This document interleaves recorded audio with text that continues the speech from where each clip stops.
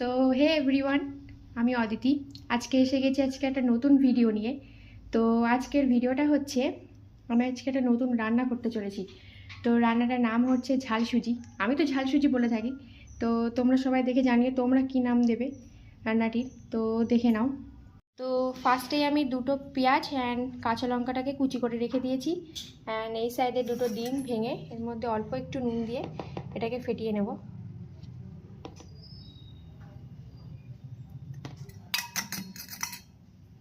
তারপর কড়াইতে অল্প একটু সাদা তেল দিয়ে এর মধ্যে ওই ফেটিয়ে রাখা ডিমটা ঢেলে দেবো। তো এবার ডিমটাকে আমি ভুড়ি করে নেব।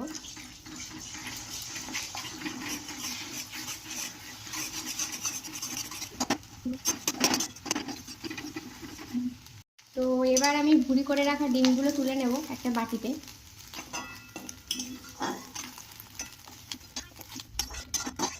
তো তো কড়াইতে অল্প একটু সাদা তেল দিয়ে নিলাম।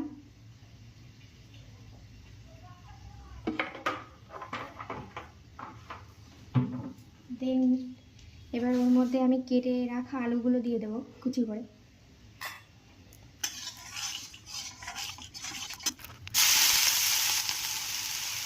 তো আলুটা এবার একটু ভাজা হয়ে গেছে, এবার ওর মধ্যে দিয়ে দেবো পেঁয়াজ কুচি আর লঙ্কা কুচি।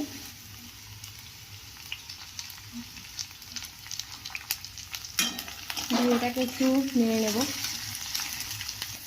তো এবার এর মধ্যে দেবো স্বাদ মতন লবণ।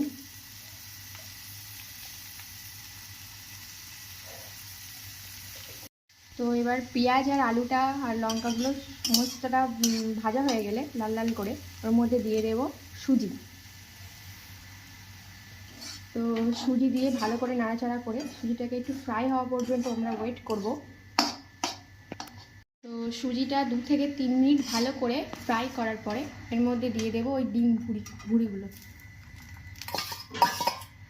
দিয়ে এটাকেও ভালো করে ওর সাথে মিশিয়ে দেব। তো এবার ভালো করে ওই দুটোকে মিক্সড করার পরে ওর মধ্যে দিয়ে দেব অল্প একটু জল। এভাবে জল দিয়ে ছিটে ছিটে দিয়ে এটাকে ভালো করে নেড়ে আবার শুকিয়ে নিতে হবে। তো জল দেওয়ার পরে সুজিটাকে ভালো করে শুকিয়ে নেওয়ার পর আবারও জল দেবো ওর মধ্যে। এইভাবে 2 থেকে 3 বার এটা করতে হবে যতক্ষণ না সুজির দানাগুলো একটু ফুলে মোটা হচ্ছে। তো এবার সুজির মধ্যে দিয়ে দেবো অল্প একটু স্বাদ মতন চিনি দিয়ে এটাকেও ভালো করে মিক্সড করে নেব।